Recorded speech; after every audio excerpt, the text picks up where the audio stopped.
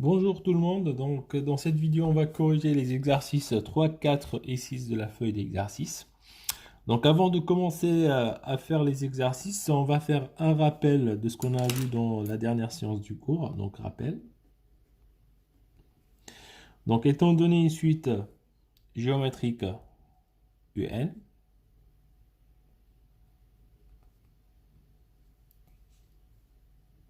deux raisons. Bon, généralement pour les suites géométriques, on utilise la lettre Q pour la raison. Donc ici, si vous avez UN géométrique de raison Q, alors si le premier terme de la suite est U0, donc on utilise cette formule, UN égale U0 fois Q à la puissance N. Et si le premier terme de la suite est U1, donc on utilise la deuxième formule, U1 fois Q à la puissance N-1. Donc ça, c'est important et il faut le savoir. Donc il faut apprendre ces deux formules. UN égale U0 fois Q à la puissance N. UN égale U1 fois Q à la puissance N-1, suivant le premier terme de cette suite.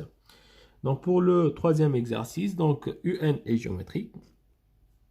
Donc vous avez une suite géométrique. Le premier terme de cette suite, la raison tout d'abord, Q est égal à 2. Et le premier terme, c'est U0 qui est égal à 3. Donc le premier terme, c'est U0. Donc pour trouver l'expression de la suite UN en fonction de N, pour répondre à la question petit a, on va utiliser cette formule, puisque le premier terme, c'est U0. Donc on va écrire la formule tout d'abord, U0 fois Q à la puissance N. Et après, n'oubliez pas de remplacer. Donc U0 est égal à 3. La raison Q est égale à 2. Et N, c'est la variable de la suite. Donc, je ne la remplace pas. Donc, je laisse toujours N. Et donc, ça, c'est l'expression de UN en fonction de N. Donc, une fois vous avez l'expression de la suite UN en fonction de N, vous pouvez déduire la valeur de n'importe quel terme de la suite. Donc, dans la deuxième question, on vous demande de calculer U indice 11. Donc, ici, on a remplacé le N par 11. Donc, je vais remplacer le N par 11 ici. Donc, c'est 3 fois 2 à la puissance 11. Et donc, avec la calculatrice, il faut écrire 3 fois 2 à la puissance 11. Et donc, ça donne, avec la calculatrice, ça donne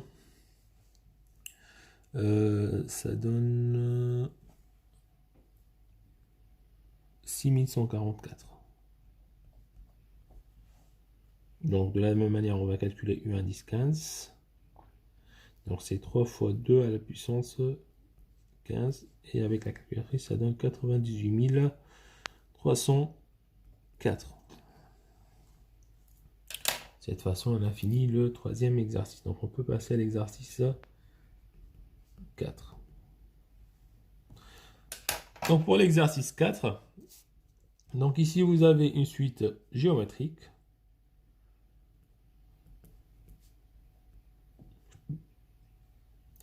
La raison est égale à 7. Et le premier terme, c'est W1 qui est égal à 1. Donc ici, on vous demande de calculer directement W indice 4 et W indice 7. Donc pour calculer ces termes, il faut tout d'abord trouver l'expression de Wn en fonction de n. Et après, on remplace le n par 4, ensuite par 7. Donc ici, Wn est égal. Donc puisque le premier terme, c'est W1, donc on va utiliser cette deuxième formule. Donc c'est W1 fois Q à la puissance n-1. Et après, on va remplacer. Donc c'est 1 fois 7 à la puissance n-1. Donc ici, on peut simplifier. Donc c'est égal à 7 à la puissance n-1 multiplié par 1. Donc on peut simplifier. Et à partir de ça, je peux déduire W4. Donc il suffit de remplacer le n par 4. Donc ça donne 7 à la puissance 4 moins 1.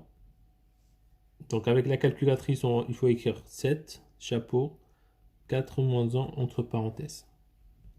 Et donc ça vous donne avec la calculatrice 343.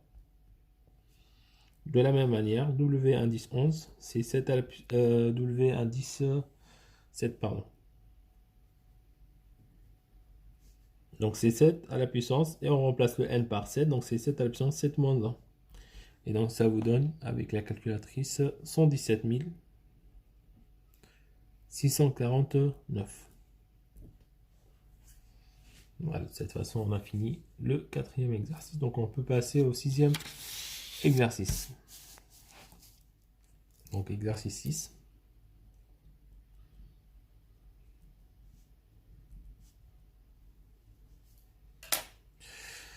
Donc, dans cet exercice, donc, la population d'une ville qui était de 100 000 habitants en 2007 augmente de 3% par an depuis cette date. Combien y avait-il d'habitants en 2008, puis en 2009? Donc, en 2007, le nombre d'habitants est égal à 100 000. Chaque année, il y a une augmentation de 3%. Donc, on vous demande de trouver le nombre d'habitants l'année suivante, c'est-à-dire en 2008, ensuite en 2009. Donc ici, tout d'abord, on va rappeler une propriété importante. Donc, rappel. Donc, augmenter. Donc, augmenter une quantité de t% revient à multiplier par, et là, c'est par 1 plus t sur 100. Donc, ça revient à multiplier par le coefficient multiplicateur. Hein. Donc, ici, de la même manière, diminuer. Si vous avez une diminution, une quantité de t% revient à multiplier par 1 moins t sur 100. Donc, si vous avez une augmentation, c'est 1 plus t sur 100. Si vous avez une diminution, donc c'est 1 moins t%. Donc, ici, je vous rappelle que si vous avez une valeur initiale y1 et une valeur finale y2, et entre les deux, vous avez un taux d'évolution de t%, donc ça revient, donc y2 est égal à 1 plus t sur 100, ou bien 1 moins t sur 100, suivant si vous avez une augmentation ou bien une diminution, fois la valeur initiale y1. Et cette valeur s'appelle le coefficient multiplicateur de cette évolution. Donc ça, c'est important, ça, il faut le savoir pour répondre à la première question. Donc ici, en 2007, on va marquer première question. Donc en 2007, ici, vous avez 100 000 habitants. En 2008, on va calculer le nombre d'habitants, mais entre les deux, vous avez une augmentation de 3%. Donc, puisque vous avez une augmentation de 3%, donc il faut multiplier la valeur initiale par 1 plus 3%. Donc, il faut faire 100 000 fois 1 plus 3 sur 100. Donc, avec la calculatrice, donc ça donne 100 000 fois 1,03. Donc, ça fait 103 000. Et donc, en 2008, il y avait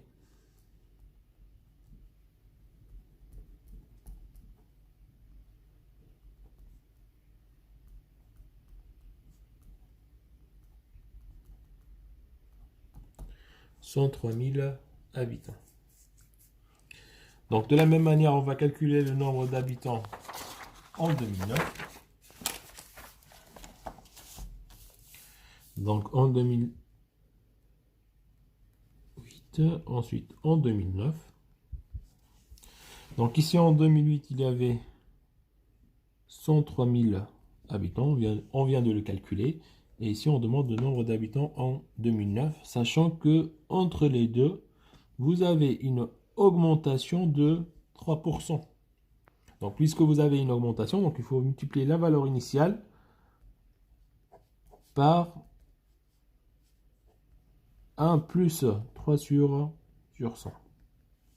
Donc 103 000 multiplié par 1 plus 3 sur 100, donc ça donne avec la calculatrice 106 090. Donc en 2009, il y avait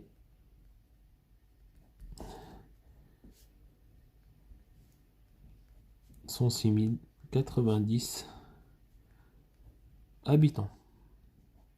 De toute façon, on a fini la première question. Donc, deuxième question. On note P0 la population en 2007 et Pn la population n années plus tard, c'est-à-dire en 2007 plus n. Donc ici, on va modéliser la situation par une suite Pn. Donc Pn est le nombre d'habitants en 2007 plus n. C'est-à-dire en particulier P0, c'est le nombre d'habitants en 2007 plus 0. On remplace le n par 0. Donc ici, le n qui est là, c'est le même qui est là. Donc ici, on a remplacé le n par 0. Donc je remplace le n par 0 ici. Mais 2007 plus 0, donc ça fait 2007. Et donc dans la première question, petit a, montrer que la suite Pn est géométrique. Donc ici, si on revient à la page précédente, donc ici vous aviez P0 et ici on a trouvé P1 qui est égal à 103 000 d'année en 2008. Ici c'est P1. Ici on a calculé P2 qui est égal à 106 090. Et donc la question ici montrer que Pn est géométrique. Donc ici on va mettre Pn. Ça c'est la population en 2007 plus n. L'année suivante c'est Pn plus 1. Mais entre les deux, vous avez une augmentation de 3%. Et donc Pn plus 1 est égal à 1 plus t sur 100 fois Pn. Donc il faut multiplier la valeur initiale par le coefficient multiplicateur 1 plus t, 3 sur 100, et ça vous donne la valeur finale. Et donc si on calcule 1 plus 3 sur 100, c'est 1,03 fois Pn. Et donc on trouve que Pn plus 1 est égal à 1,03 fois Pn. Donc cette relation de récurrence montre que la suite Pn est une suite géométrique. D'où Pn est une suite géométrique. Donc deux raisons. Donc la raison de cette suite est égale à 1,03 parce que vous avez Pn plus 1 est égal à une constante fois Pn. Donc cette constante représente la raison, c'est 1,03. Et de premier terme, donc le premier terme de cette suite, c'est P0 pour n égale à 0, ce qui représente la population en 2007. Mais la population en 2007, c'est donné dans l'énoncé de l'exercice, c'est égal à 100 000. Voilà, de cette façon, on a répondu à la première question petit a. Donc on peut passer à la question petit b. Écrire Pn en fonction de n. Donc Pn est une suite géométrique. On a la raison de cette suite géométrique. On a le premier terme P0. Donc on peut écrire la formule tout d'abord. Donc Pn égale le premier terme P0 fois Q à la puissance n. Et donc on va remplacer P0 par sa valeur. Donc c'est 100 000 fois. La raison c'est 1,03 à la puissance n. Donc ça c'est l'expression de Pn en fonction de n. C'est-à-dire, en 2007 plus n, il y avait 100 000 fois 1,03 à la puissance n habitants dans cette ville. Donc, il suffit juste de remplacer n par une valeur quelconque pour trouver le nombre d'habitants en cette année. Donc, si vous remplacez le n par 0, vous allez trouver 100 000, c'est-à-dire en 2007 qu'il y avait 100 000 habitants. Si vous remplacez n par 1, ça vous donne la population en 2008. Il suffit de remplacer le n par 1 ici, ainsi de suite. Donc, dernière question. Petit c. Calculer le nombre d'habitants de cette ville en 2019. Donc en 2019, il faut que 2007 plus n soit égal à 2019. Donc 2007 plus n est égal à 19, c'est-à-dire 2019, pardon. C'est-à-dire il faut n est égal à 2019 moins 2007 qui est égal à 12. Donc il faut prendre n égal à 12. Donc il faut remplacer le n par 12. Donc il faut calculer 100 000 fois 1,03 à la puissance 12. Donc 100 000 fois 1,03 à la puissance 12.